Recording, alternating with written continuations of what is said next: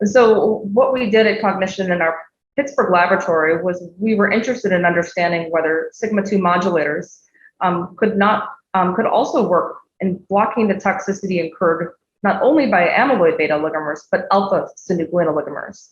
And alpha-synuclein oligomers are present in a class of disorders known as synucleinopathies, two of which we're interested in and focused on at Cognition are Parkinson's disease and dementia with Lewy bodies. And as Lisa mentioned, we're just kicking off our clinical trial in dementia with Lewy body with first patient in just about a month ago. So we're very excited about that.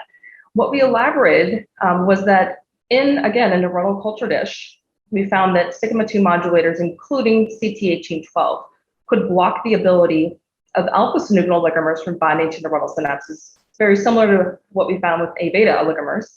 And also similarly, we could restore the trafficking deficits incurred by alpha-synuclein oligomers.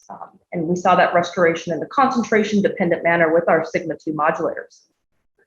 We also looked at autophagy. Now, autophagy is disrupted in neurons, and autophagy is critical for removing the cellular debris that builds up. Essentially, it's like a cellular garbage disposal. When that's disrupted in disease or with alpha-synuclein oligomers, it can be detrimental.